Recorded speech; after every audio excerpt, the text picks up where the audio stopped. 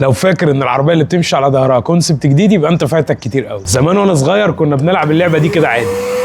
السر في القوة السفلية الصناعية أو أكتيف داون فورس، في ناس بتقول عليها فان جنريتد داون فورس. العربية بيكون فيها مروحة من تحت، بس مش أي مروحة، حاجة زي التوربينة اللي بتركب في طيارة، وهو نفس تصميم بعض أنظمة الدفع اللي موجودة في طيارات اللي بدون أجنحة زي الفي تول جيتس، بتسحب الهواء من تحت العربية فبتكون فراغ جزئي، فبتخلي العربية تمسك السطح اللي تحت المروحة زي ما كنا بنثبت الكوباية في بقنا واحنا صغيرين. يا عم حركات قديمة كنا بنعملها واحنا صغيرين. طب سؤال بقى، التكنولوجيا دي أول مرة نستخدمها في العربيات؟ لا برضه. 1978 استخدموها في عربيه من عربيات الفورمولا 1 وكان اسمها برابهام، كانت بتشتغل بسرعات مرعبه وبتسحب الهواء من تحت العربيه. طب ايه الفرق بين العربيه القديمه والعربيه الجديده؟ العربيه القديمه كانت المروحه مربوطه بالموتور اللي بيمشي العربيه، بس الجديده بقى وعشان تطور المواتير الكهرباء عملوا موتورين، موتور للداون فورس، موتور للعربيه، فبقت بتشتغل بسرعات عاليه باستجابه لحظيه، فتقدر تتحكم في موتور الداون فورس لوحده وموتور الحركه لوحده. طب تعال نفكر كده، بما انها معموله بنفس تكنولوجيا الطيارات، لو قلبناها من غير ما يكون في سطح فوقيها ممكن تطير زي الطيارات؟ لا طبعا، لان الطياره بتزق الهواء لتحت عشان تطلع لفوق، ده غير ان في عوامل تانية كتير زي ديناميكيه الهواء. حتى لو غيرنا اتجاه الهواء هتحتاج توازن كامل، وده بيتحقق بطرق معقده. طب والهواء اللي بيتشفط من تحت بيودوه فين؟ بيستخدم في تبريد البطاريه، والباقي بيخرج بفتحات من ورا زي فتحات الاكزوست. طب يا ترى التكنولوجيا دي ممكن في المستقبل نلاقيها في العربيات العاديه اللي احنا بنركبها؟ مش بالظبط كده، لان تكلفه المروحه دي عاليه، زائد ان صوتها عالي بشكل كبير، ومعظم اجزاء العربيه لازم تبقى معموله من الكربون فايبر، وده ليه؟ عشان تبقى خفيفه جدا. ده غير ان هي بتسحب طاقه، بطاريه 1000 واط هتمشيها نص ساعه بس زيها زي اي تكنولوجيا بتتولد جوه السباقات وبتطلع لنا بشكل مبسط في الاخر، زي الاي بي اس والتراكشن كنترول والبادل شيفت، كلها ابتدت من فورمولا 1، فوارد جدا نلاقيها في المستقبل بشكل مبسط في عربيات. مش قلت لكم مش جديدة؟ برا بيقول لكم سلام.